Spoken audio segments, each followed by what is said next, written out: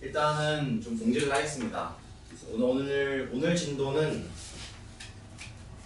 70쪽 여기 지금 파란색으로 표시한 부분 그 생명가능 지대 액체 상태물 여기까지만 얘기를 할 거예요. 왜냐면은 지금 4강의 두 번째 파트 문제 풀이하는데 그 4번 문제를 푸는데 이게 잠깐 필요해. 그래서 여기까지 나갈 거고 그 다음에 이제 2월 10날은 휴강이에요. 설이기 때문에. 그래서 이제 그러면 11일도 같이 쉬는 거죠? 11일은 일요일이잖아. 네. 아, 너 일요일도 원래 여기 와? 쉬겠죠? 내일 한번 물어보세요. 그 담당 선생님께. 근데 아마 설 연휴 다 쉴 겁니다. 이 학원. 그렇고 근데 어쨌든 내가 17일까지 여러분한테 88쪽까지 풀어오세요 하면은 늘어질 가능성이 너무하잖아.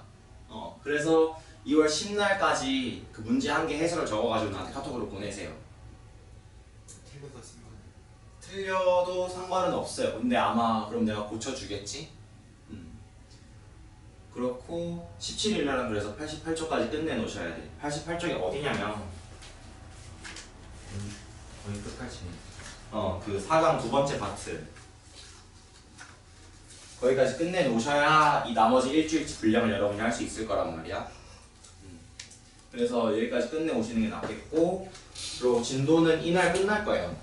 그 다음에 24일날 기말고사 볼 건데 이 기말고사는 6시부터 시작할 거야. 왜냐면 준수가 6시에 오니까. 그래서 그날 이제 3강 4강 범위에서 기말고사 볼 거고 문제는 저번처럼 10문제, 20문제 정도 있을 건데 그 중에 10문제는 우리 교재에서 풀었던 문제 위주로 낼 거고 나머지 10문제는 진짜 그 교재에 있는 개념 그대로 복사 붙여넣기 해서 그때처럼 내줄 거예요. 그런 식으로 나온다고 생각하시면 되고 이날 숙제는 책 전체를 끝내오셔야겠죠. 왜냐면 이게 마지막 날이니까 이 정도로 생각하시면 되고 그리고 이 숙제 문제 한 개 해설 적어 보내는 거는 이 부분을 좀 해주면 좋겠어요. 그 지금 하고 4강 이쪽 그 74쪽부터 81쪽까지 그 문제 중에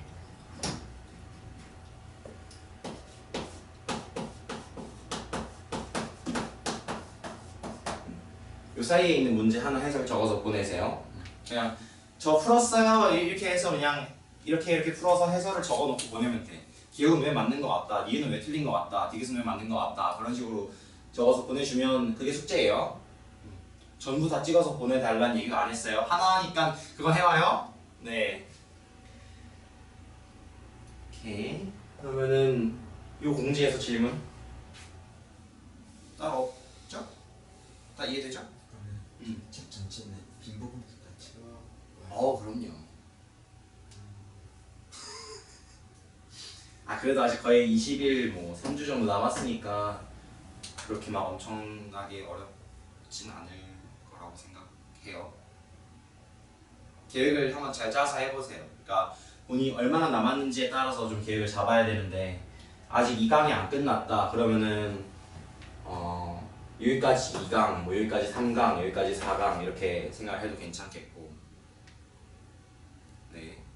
그리고 3강 2강을 끝냈는데 3강이 아직 덜 끝났다 그러면은 뭐 여기까지 3강, 여기까지 4강 이렇게 한다고 생각을 해도 상관없어요. 그거는 본인이 알아서 계획을 짜보세요. 더 질문 없죠? 공지에서 수업할게요. 자,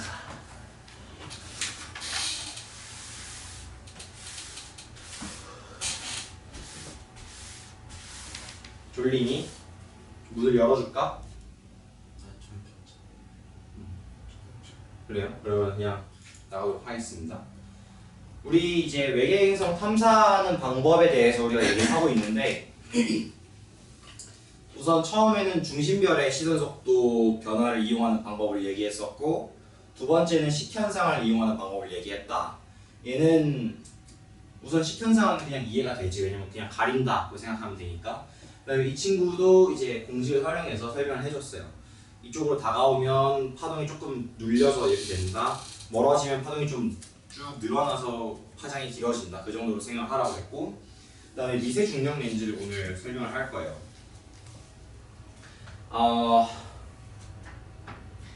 미세 중력 렌즈라고 하면은 좀 감이 잘 안 올 거죠? 응?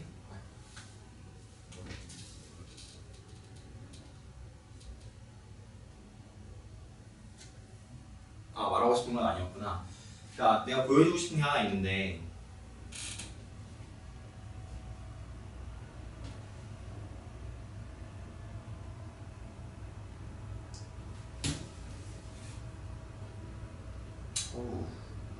이러면 좀 힘들죠. 이제 우리가 블랙홀을 인터스텔라 나는 봤다. 한번 손 들어봐요. 봤어요? 저는 안 봤고. 인터스텔라 보면은 이제 큰 블랙홀이 하나 나오잖아. 근데 여기 까만 이제 블랙홀이 하나 있고 요런 식으로 약간 주황색 띠가 하나 있는데 여기도 바깥쪽도 이제 뭐 주황색, 노란색으로 이렇게 칠해져 있단 말이야. 이거 기억나? 블랙홀 생긴 거? 잘 기억 안 나? 오케이. 근데 원래는 블랙홀이 어떻게 생겼냐면 그냥 블랙홀 주변에 이런 원반이 하나 있는 거야. 그런데 지금 이 주변에도 노란색이 보인단 말이지. 이게 어떻게 가능하냐? 내가 여기서 보고 있다고 생각을 하면 블랙홀 중력이 되게 세잖아. 그래서 빛이 휘어요. 그래서 이 여기서 나오는 빛이 원래 이렇게 가야 되는데 중력이 너무 세다 보니까 이렇게 온다는 거지. 그리고 얘도 아래쪽으로 가서 이렇게 온다는 거고. 그러면은 여기도 빛이 보일 것이고 여기도 빛이 보일 것이고 이렇게 튀어나와서 가기도 할 거잖아. 그러면 이런 모양이 보인다는 거지. 분명히 이 원반 뒤쪽에 있는데도 불구하고 이게 중력 때문에 휘어져서 우리 눈에 보인다는 얘기야. 그런 걸 중력 렌즈 현상이라고 얘기를 하는데 지금은 이제 별 하나, 행성 하나 이렇게 그냥 천체 하나에 의해서 일어나고 있기 때문에 이 친구는 미세 중력 렌즈라고 얘기를 하는 거예요. 이 중력 렌즈는 보통 은하나 은하단 이런 좀 분량이 아주 큰 그런 애들에 의해 일어나는 걸 중력 렌즈라고 하는데 얘는 그냥 하나만 딱 와서 일어나는 거니까 미세 중력 렌즈다 그렇게 얘기를 하고 있는 것이고. 그래서 어떤 일이 발생하느냐,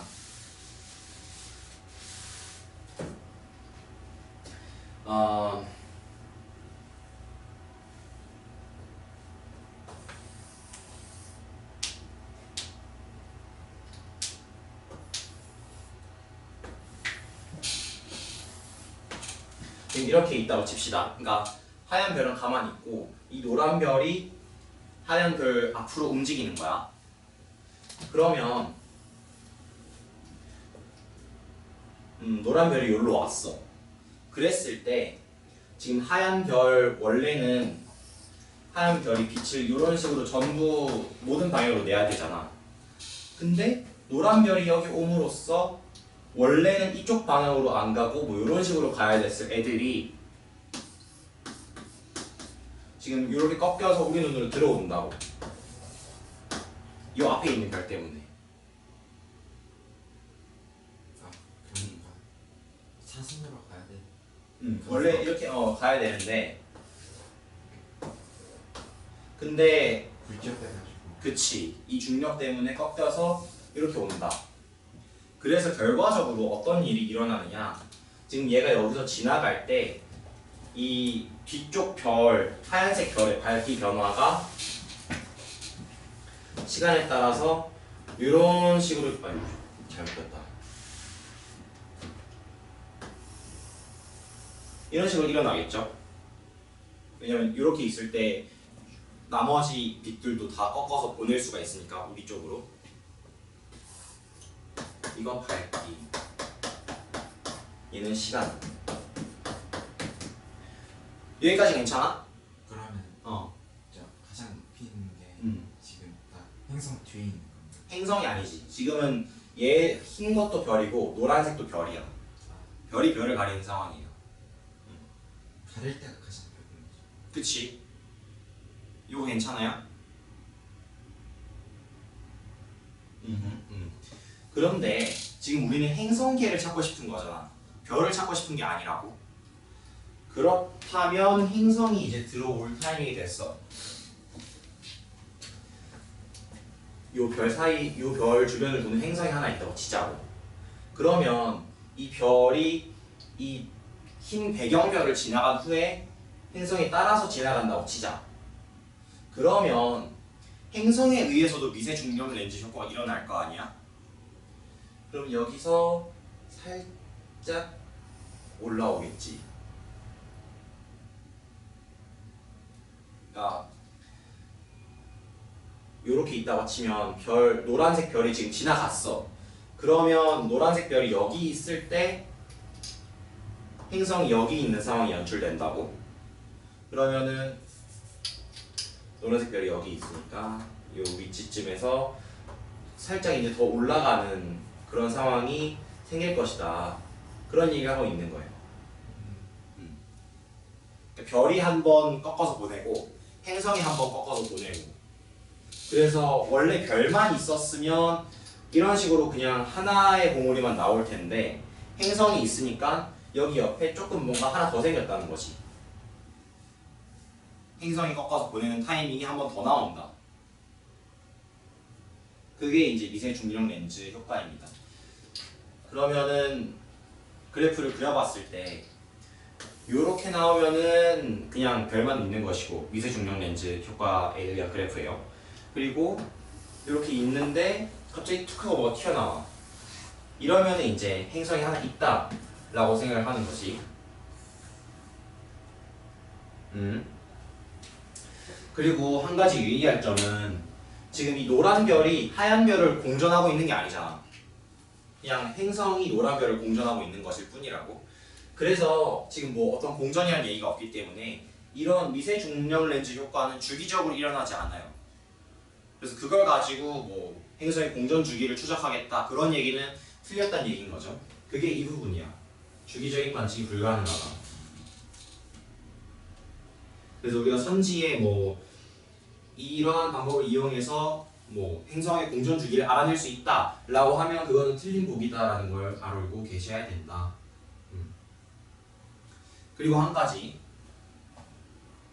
지금은 내가 공전을 이렇게 한다고 얘기해놨는데 어쨌든 별이 여길 지나가고 행성도 여길 지나가면 그럼 상관이 없어요. 어쨌든 중력 렌즈 효과는 그럼 일어날 거잖아. 그래서 다른 지금 1번, 2번 그러니까 식현상과 시선 속도 이 얘네랑 다르게 이 친구는 공전 궤도면이 시선 방향에 나란하지 않아도 상관없어.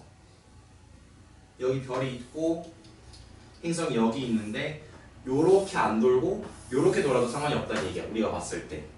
그러면은 지금 이 별이 이 행성이 이 별을 가리진 않잖아.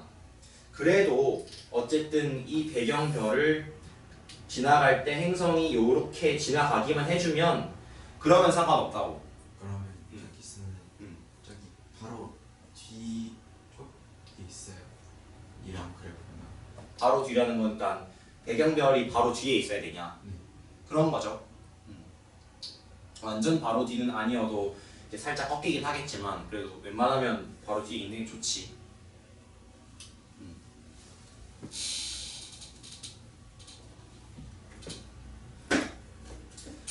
네, 그래서 미세 중력 렌즈에 대한 설명은 여기까지. 나 직접 관측으로 넘어간다.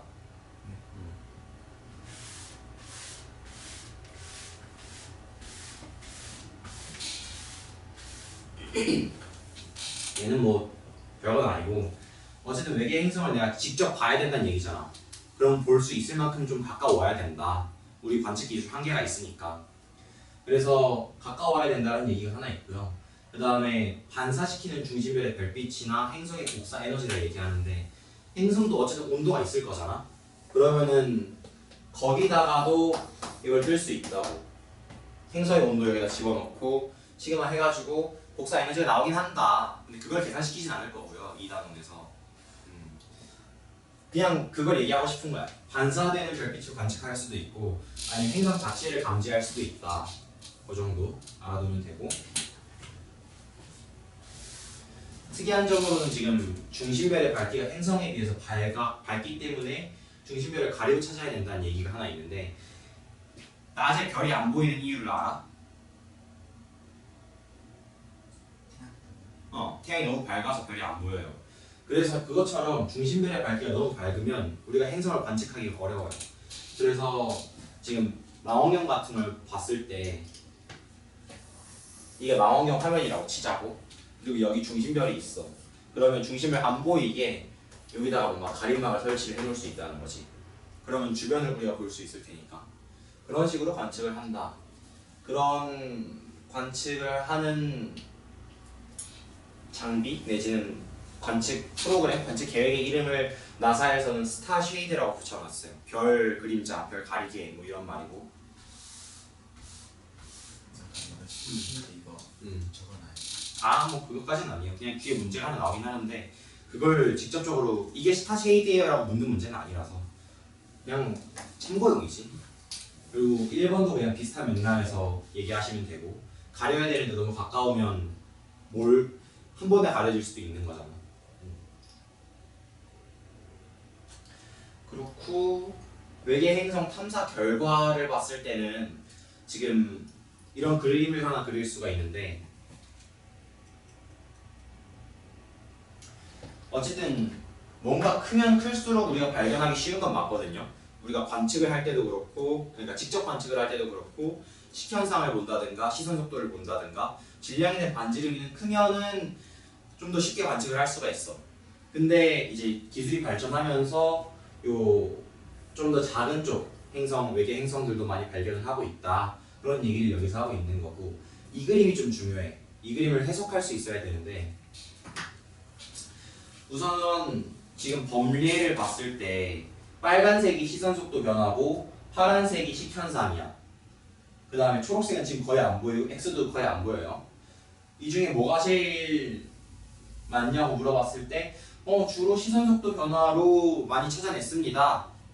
이거 적어놓으세요. 시선 속도 변화로 많이 찾아냈습니다. 다음으로는 뭐 식현상에 의해서 많이 발견을 하였습니다. 정도를 이 그림을 보고 알 수 있고,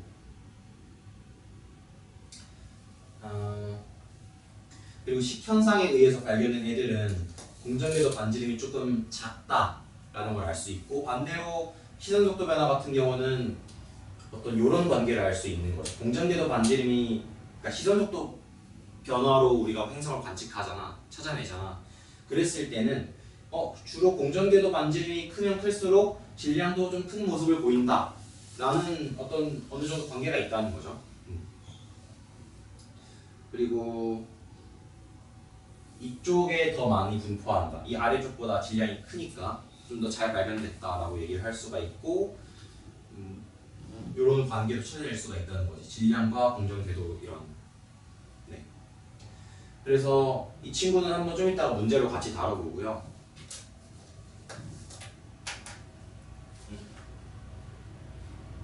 빨간색 그림 이거? 네. 이거 뭐? 이렇게 뭐냐고? 지금 이걸 봤을 때 여기 이제 중심별이 있어야 될 거거든요. 이게 전체가 중심별인지는 잘 모르겠는데, 근데 지금 봤을 때는 중심별을 얘를 가려놓은 것 같아. 가려서 직접 관측으로 찾으려고 여기를 가린 거야. 호멀하우스라는 별 이름인 거죠. 거기에 가장 안쪽에 있는 행성을 얘기하는데, 그래서 2004년에 찍었을 때는 여기 있고 2006년에 찍었을 때는 여기 있더라. 그런 걸 그냥 찍어놓고 얘기를 한 거예요. 별건 아니어서 그냥 넘어갔어요.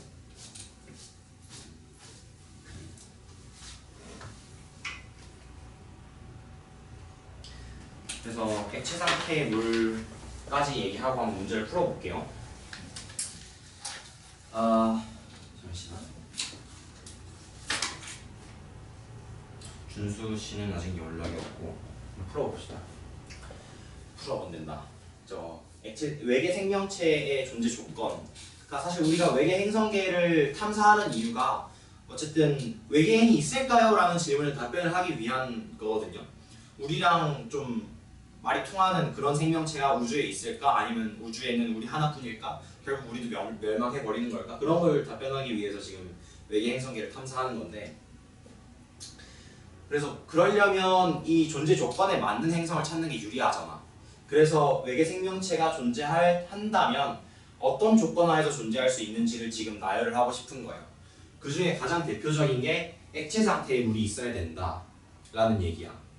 왜냐면 일단은 우리 너네 생명과학 듣니? 넌 안 듣고. 우리 인간의 체온이 몇 도야? 36.5도라고 알고 있죠. 그 일정하게 유지해야 되죠. 너무 올라가도 죽고 너무 내려가도 죽어. 그래서 항상 일정한 상태를 유지하려고 하는 어떤 생물의 성질을 우리가 항상성이라고 얘기를 해요. 근데 어쨌든 체온 관련해서 얘기를 할 때 만약에 비열이 크면 열이 나한테 좀 들어와도 온도 변화는 적을 거잖아. 비열이 작으면 온도 변화가 클 것이고 열을 조금 줘도. 그래서 그런 성질을 얘기하는 거야. 물은 온도를 올리는데 많은 에너지가 필요해. 그래서 아무리 이제 뭐라고 해야 돼? 생명체에 물이 많으면 온도 변화를 좀 제어할 수 있다는 거지. 온도를 올리기도 쉽지 않고 내리기도 쉽지 않은 게 물이기 때문에. 그래서 물은 비열이 커서 온도가 쉽게 변하지 않는다. 그래서 생명체의 항상성 유지에 중요하다. 이게 첫 번째고요. 액체 상태에 물이 중요하다는 그 까닭이. 두 번째는 영양소 같은 거. 우리가 뭔가를 섭취를 했어. 먹었어. 그럼 소화를 시켜서 써먹어야 되잖아. 근데 소화를 시켜서 써먹으려면 우리가 뭐 피 같은 걸로 영양소를 운송을 해줘야 될 거 아니야. 그럼 영양소가 내 안에 녹아 있어야 된다고. 그럴 때 그런 여러 가지 물질들을 잘 녹일 수 있는 것이 무엇인가를 생각해 봤을 때 물이 좋다는 거지. 물은 여러 물질을 녹일 수 있어서 생명체한테 유리하다. 물질들을 흡수하는 데 유리하다는 거고. 세 번째는 고체가 될 때 부피가 커진다. 이거는 사실 그 수생생물에 좀 유리해. 그러니까 만약에 고체가 될 때 부피가 작아졌어. 그럼 부피가 작으니까 밀도는 커질 거 아니야. 그럼 가라앉겠지. 그러면 이렇게 물이 있을 때 얼면서 밀도가 커지면 아래쪽부터 점점 얼음이 쌓일 거라고. 그러면 결국은 이 물 전체가 다 얼기 때문에 물 안에서 생명체가 살 수 없어요. 걔네도 얼어 죽어. 그런데 얼었을 때, 고체가 됐을 때 밀도가 작다 라면은 이제 위에 뜨겠지. 위에부터 어는 거야. 그러면 이제 어느 정도 얼다가 얘가 이제 추위를 막아주는 역할을 할 수 있는 거죠. 그래서 아래쪽은 잘 안 얼어요. 그래서 이 안에 생명체가 살 수 있어. 그래서 이제 물이 있는 게 유리하다라는 세 가지 이유가 나와 있고, 이건 알아두셔야 돼. 나 이거 그 기말고사에 낼 거야. 서술형으로. 내신에도 저거 서술형으로 잘 나오기 때문에 알아두시는 게 좋고, 본인이 지구과학을 선택했으면 내신으로. 어쨌든 그래서 이제 액체 상태에 물이 있는 게 중요하다. 그러면 언제 액체 상태에 물이 있을 수 있느냐를 봤을 때, 내가 지금 지구가 여기 있어. 근데 태양에 좀 가까이 다가갔어. 그럼 물은 다 증발해서 끓어 없어져요. 액체가 없다고. 그러면 반대로 내가 태양에서 멀어졌어. 얼겠죠? 다 펑펑 얼어버린다고. 그래서 별로부터 적당한 거리에 떨어져 있어야 그 액체 상태의 물이 존재할 수 있는데, 그 영역을 우리가 생명 가능 지대라고 얘기한다. 그러면 태양을 중심으로 봤을 때는 대충 여기 금성 있으면은 지구 있고 화성 있고, 그럼 여기 정도가 이제 태양을 생각했을 때 생명 가능 지대예요. 영어로는 골디락스 존이라고 하는데, 근데 이제 만약에 광도가 작아졌어. 별이 좀 덜 밝아. 그리고 온도가 낮아. 뭐 주기율성이면 그냥 그렇게 퉁치고 넘어갈 수 있잖아. 온도가 낮으면 광도도 낮고 반지름도 작아지고 하니까. 여기를 노란색으로 칠해놓고,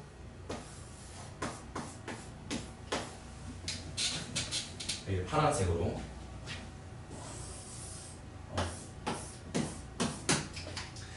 그러면 생각을 해봤을 때 대충 이제 태양에 가까운 쪽이 거의 뭐 100도 정도 나올 것이고, 이 이상 넘어가면 끓어 없어진다. 그 다음에 여기는 0도쯤 나올 것이지. 그러면 지금 이쪽은 온도가 낮잖아. 광도가 낮잖아. 그러면은 조금 더 가까이 가도 상관이 없어요. 그리고 이쪽으로는 좀 더 멀리 가야 이거 왜 터지노? 근데 그렇습니다. 멀리 가도 이제 상관이 없다는 것이. 근데 이 거리뿐만 아니라 이 폭도 좀 봐야 되는데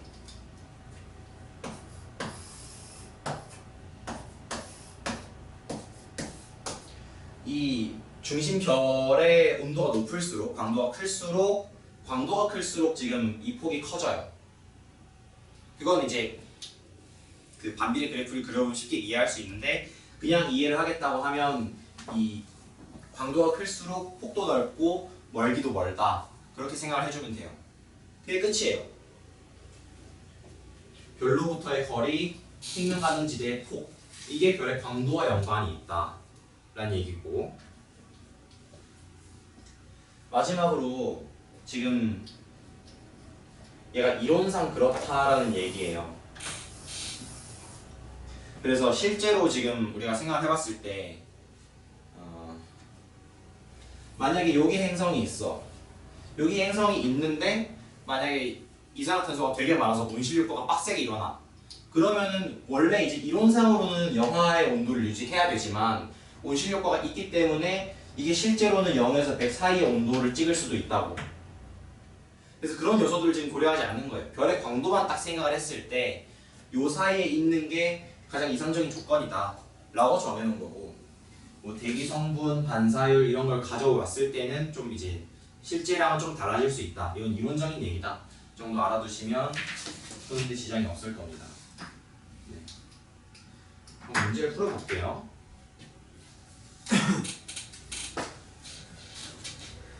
질문이 있네? 네, 따로 없으신 걸로. 우리가 근데 저번에 15번부터 잘 못 풀었어요. 그래서 79쪽에 15번부터 한번 풀어볼게요. 총 한 10문제 정도 풀 것 같고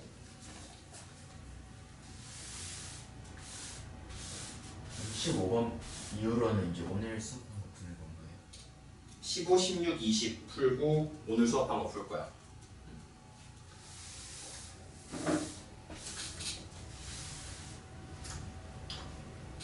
얘네가 좀 계산이 있어서 힘들 거야. 그림가는 어느 외계 행성계에서 공통 질량 중심을 원궤도로 공전하는 중심별의 모습을 나는 중심별의 시선 속도를 시간에 따라 나타낸 것이다. 이 외계 행성계에는 행성이 한 개만 존재하고 공전 궤도면과 시선 방향이 이루는 각은 60도이다. 자, 우선은 이거 시선 속도 봤을 때 시선 속도 플러스인 게 멀어지는 거고 마이너스인 게 지금 접근하는 우리한테 다가오는 거다 정도는 일단 먼저 짚고 넘어갑시다. 그럼 기억, 지구로부터 행성까지의 거리는 중심별이 기억에 있을 때가 니은에 있을 때보다 가깝다. 중심별만 지금 표시를 해놨죠.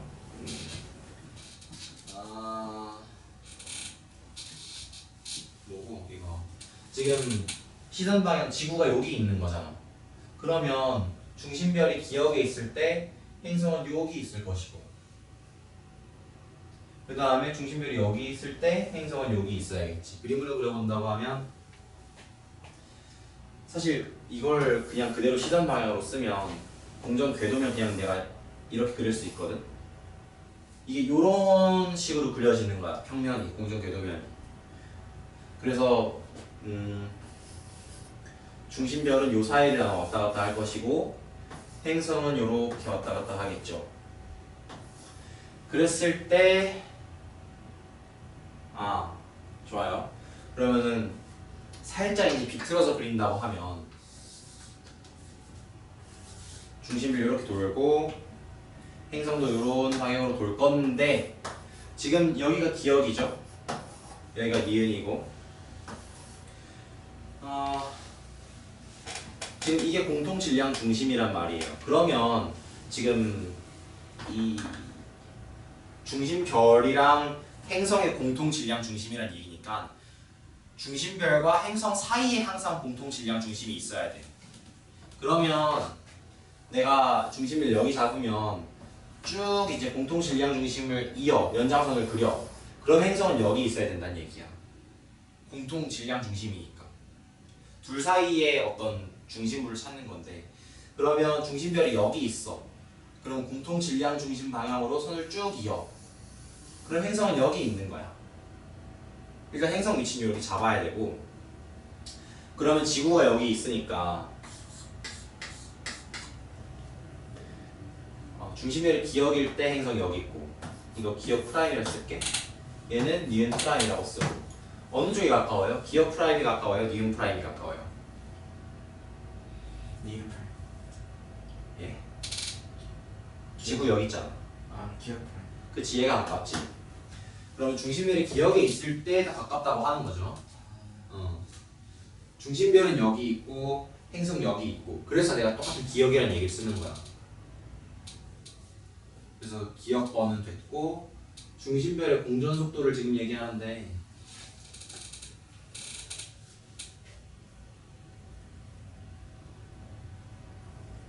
저 그래프의 주기가 2V니까 공전 속도가 2V이 아닙니까? 그래프 그러니까 이게 2V라서 공전 속도가 2V다. 그렇게 생각하시면 안 되고요. 지금 이제 시선 속도가 V라고 나와 있잖아. 그러면 여기선 사실 우리한테 튀어 이쪽으로 움직일 거고, 지금 이런 식으로 중심별이 돌고 있을 거란 말이에요. 이렇게. 그러면 가장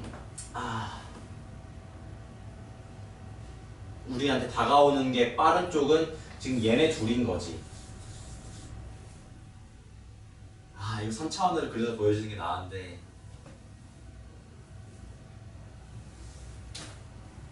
일단 한번 얘기를 해봅시다. 이렇게 여기서 그러면 시선 속도가 V가 나온다는 얘기야. 이렇게 돈다고 하니까는 이쪽 방향으로 시선 속도 V 있을 거라고. 근데 실제로는 움직이면 이렇게 움직일 거예요. 근데 이게 60도라 그랬어. 그러면 삼각비를 우리가 계산을 해볼 때 1대 루트 3대 2니까 실제로 이쪽 움직이는 방향은 2V일 거란 말이야.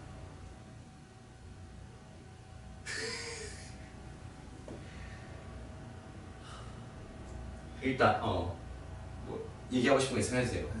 아니에요? 그러면 근데 지금 이 타이밍의 속도, 실제 속도가 2V니까 쟤는 원궤도라 그랬어. 원궤도는 전체적인 속도가 일정하죠. 속력이 일정하죠. 그래서 공전 속도가 2V다 라고 얘기를 할 수 있는 거예요. 여기서 2V면 다 2V니까. 그러면 좀 그래프를 탄젠트 그래프로 보면 안 되고 이렇게 따로 삼각대를 써서 보여요. 뭐요? 탄젠트를 코사인. 네. 그렇게 보면 안 되시고 이걸 그려내야 된다는 거죠. 그러니까 실제로 여러분이 이 단원에서 어떤 그래프를 보든 이 중심별 행성 이 그래프를 이런 그림을 그려낼 수 있어야 돼. 그걸 전환할 수 있어야 문제가 풀려요.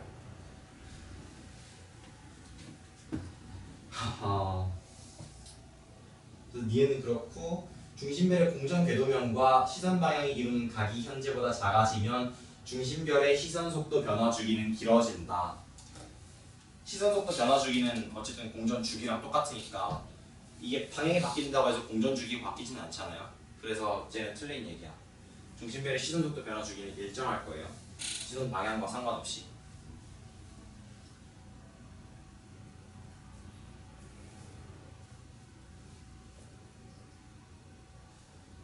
이거 넘어가면 안 될 것 같은데 아무리 생각해도. 2분만 쓰면 돌릴 수 있을까요? 2분만 쓰면 돌릴 수 있어요. 돌려봐요. 돌리세요. 머리가 되게 안 좋아서. 이거 지우면 안 돼?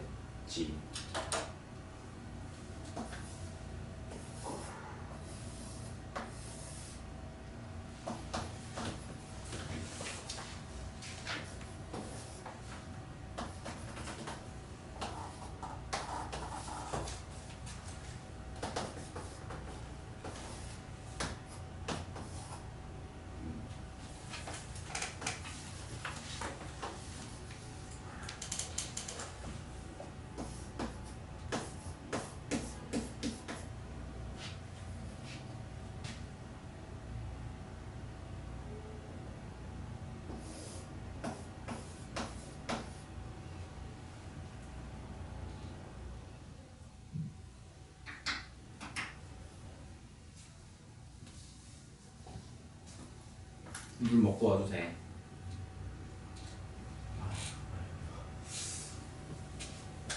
정신 좀. 다시 해줘요? 아니에요? 이해돼요? 설명해봐요. 나는 네가 이해됐다 그러면 난 설명시킬 거야. 이해 안 될 것 아이씨. 한번 설명해봐 그래도. 같아. 기억은 유인이가 제가 없잖아요. 기억 잠시만 다시 한번. 이 보는 위치니까 니은이 왜 가까운 데니까 기억 맞고. 뭐 아니 그러니까 지구로부터 행성까지 거리는 중심별이 기억에 있을 때가 니은에 있을 때보다 가깝다. 그러니까 여기서 보는 거잖아요. 저희. 보야죠. 그래서 여기 가까운 여기 눈으로 보는 거죠. 여기 가까운지 여기 가까운지. 그거 아니야. 이건 보는 거 아니에요? 그거 아니야. 그러니까 지금 중심별이 이렇게 있을 때 행성이 어디 있냐고 물어보는 거야. 지금 얘는 중심별밖에 없거든.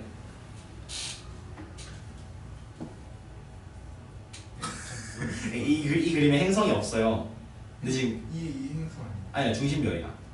지금 둘 다 중심별이야. 지금 그림 가는 어느 외계 행성계에서 공통 질량 중심의 원궤도로 공전하는 중심별의 모습을 나타낸 거잖아. 행성이 어디 있어? 그래서 이제 행성을 여기 찾아야 돼. 어디 있는지. 그래서 지금 이 공통 질량 중심이 있잖아. 그러면은 중심별의 행성 사이에 있는 게 질량 중심일 거란 말이야. 네. 그쵸?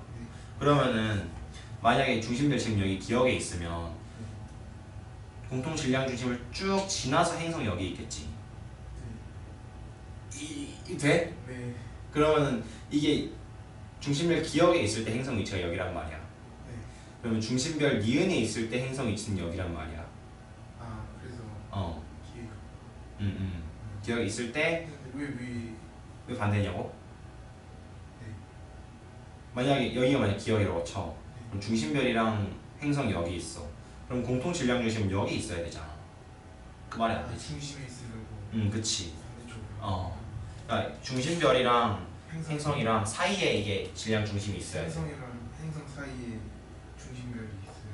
아니 별이랑 행성 사이에 중심이 있는 거라고. 그래서 이렇게 해서 가까운 거고 니은 보면 중심별의 공전 속도는 2v라고 하는데 여기를 음. 1을 안 쓰면 어디가 1이지? 여기가 1이야? 이거 1 그려봐. 네가 그려봐.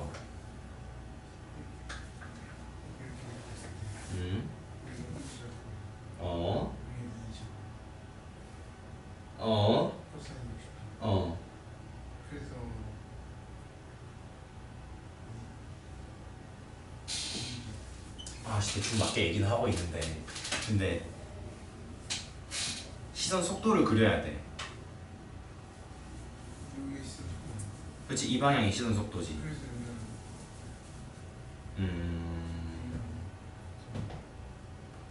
그러니까 실제로 완전히 우리가 이걸 위에서 본다고 생각하면 시선 방향이 여기 있을 거고 공전 궤도면이 아마 이렇게 그려질 거야. 그러니까 완전 옆에서 보면 그냥 선으로 보일 거잖아. 그러면은 여기서는 우리가 이렇게 튀어나오는 걸 테고 중심별이. 그다음에 여기는 중심별이 아래로 들어갈 텐데. 그럼 여기서 봤을 때가 가장 여기 있을 때가 최대일 거잖아. 시선 속도는 플러스 v든 마이너스 v든. 그래가지고 이 방향에서 플러스 v로 움직이거나 아니지 이게 플러스 v고 이게 마이너스 v로 움직이거나 할 텐데. 근데 지금 이건 시선 속도란 말이야. 실제로는 이렇게 움직이고 있다고 이 방향으로. 그러면 우리가 이걸 생각을 했을 때 얘가 v면 얘는 2v니까. 그래서 일단 속도는 2v인데 원궤도니까 공전 속도가 항상 일정해서 2v라고 할 수 있다 라는 얘기. 그걸 얘기를 하고 싶었던 건가? 대충 네. 디귿은 이제 그냥 하면 돼요. 저거는 방향이 바뀐다고 공전하는 뭐야 주기가 바뀌진 않으니까. 넘어간다. 16번으로.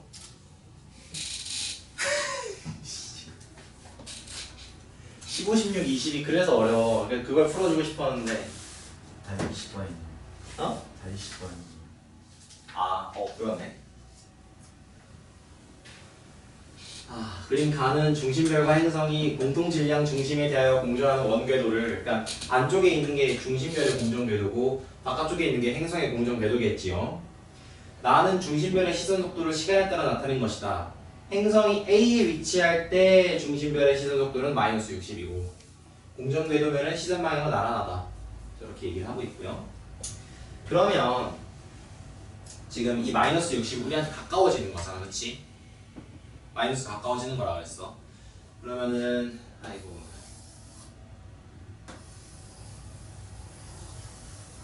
지금 행성이 A에 있어요. 그러면 중심별은 어디 있어야 돼? 여기 있어야겠지. 왜냐면 질량 중심이 여기니까 행성에서 쭉 이으면 얘랑 만나잖아. 그래서 중심별은 여기 있는 것이고. 근데 지금 다가오고 있네요. 시선 방향이 여기라고 하면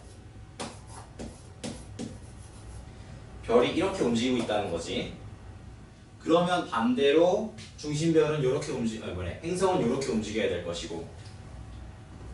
따라서 행성의 공전 방향은 A, B, C일 것이다. 그래서 기억 맞는 얘기고. 중심별의 스펙트럼에서 500나노미터의 기준 파장을 갖는 흡수선의 최대 파장 변화량은 0.001나노미터이다. 우선 이 공식을 써야 되는데 그럼 나 델타가 뭐죠?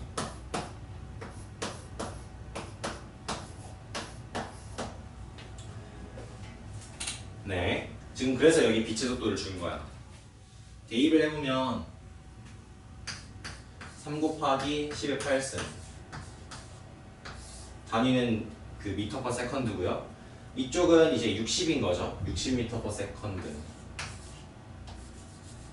이거 그냥 안 쓸게. 그리고 이쪽에는 500나노미터가 들어가야 돼. 그러면 내가 500을 여기로 올리면 델타 람다 구할 수 있잖아. 봤을 때 따라서 델타 람다는 60에 500 하면은 3, 10 하고 빵빵빵 3에 14승이죠. 10에 4승 이렇게 나오겠죠? 그러면 이거 3 곱하기 10에 8승이니까 10에 4승. 그쵸? 얘는 0.1, 2, 3, 네 이렇게 나오겠지. 근데 쟤는 0.001 이라고 얘기하고 있으니까 하나 틀렸어요. 이 자릿수가. 그래서 니은은 틀린 얘기인 것이고. 이 공식 기억나요? 그 시선 속도를 이용해서 우리가 구할 때 스펙트럼을 가지고 시선 속도를 구하는 방법이 이런 거죠.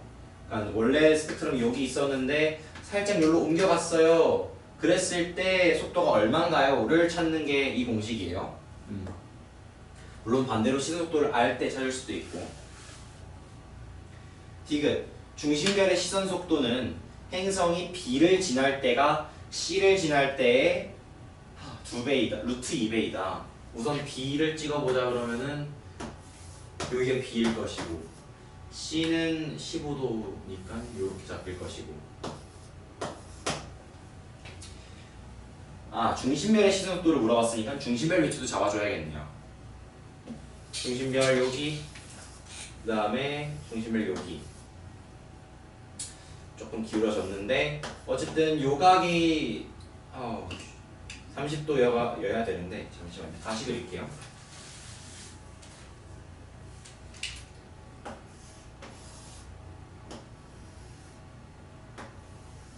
여기가 B일 때 중심별 위치고 여기가 C일 때 중심별 위치고 여기는 30도.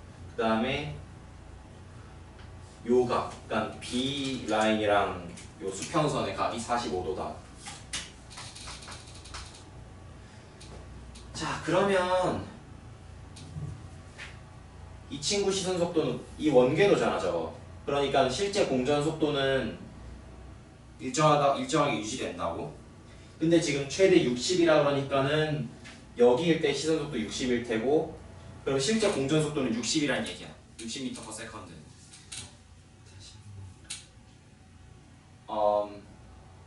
여기서 중심별 시선 속도가 마이너스 60이잖아.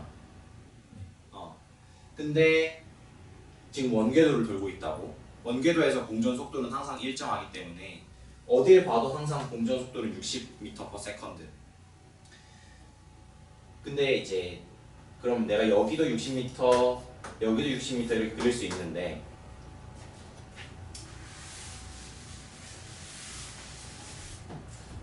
그럼 시선 속도를 봐야 되는 거잖아. 그럼 행성이 B에 있을 때는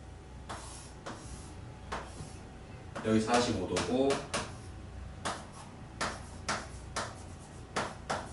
요건 이제 60m야. 실제 공전 속도니까. 그리고 행성이 C에 있을 때는